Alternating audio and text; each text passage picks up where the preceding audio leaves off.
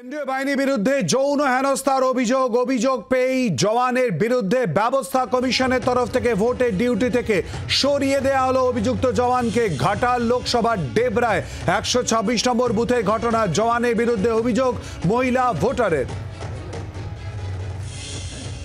Voter ইতিমধ্যে এই অভিযোগ করেছেন কেন্দ্রীয় বাহিনীর বিরুদ্ধে যৌন হেনস্থার অভিযোগ। জানবো আরো বিস্তারিতভাবে, সঙ্গে রয়েছে আমাদের প্রতিনিধি সুতপা সেন। সুতপা, কি জানতে পারছো, কি অভিযোগ?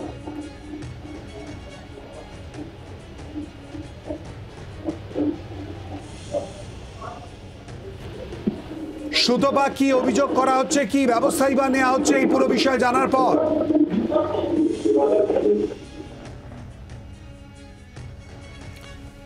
কেন্দ্রীয় বাহিনীর বিরুদ্ধে যৌন হেনস্থার অভিযোগ পেয়েই জওয়ানের বিরুদ্ধে ব্যবস্থা কমিশনে ভোটের ডিউটি থেকে সরিয়ে দেওয়া হলো অভিযুক্ত জওয়ানকে।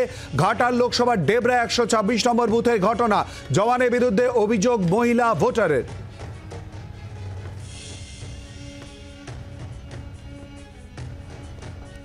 সুতপা, ঠিক কি অভিযোগ করা হয়েছে কমিশনের তরফ থেকে, ঠিক কি ব্যবস্থা?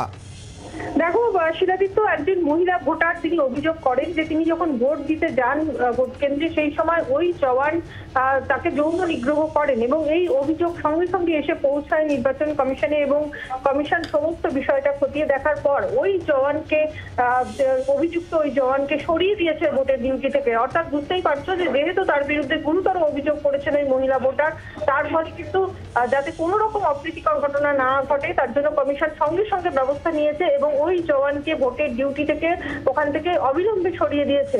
অর্থাৎ বুঝতেই পারছো যে মহিলা ভোটারের অভিযোগের পরিপ্রেক্ষিতেই কিন্তু জওয়ানকে সরিয়ে দিল নির্বাচন কমিশন। ধন্যবাদ সুতপা। বাংলার আওয়াজ, বাঙালির আবেগ, জি 24 ঘন্টা।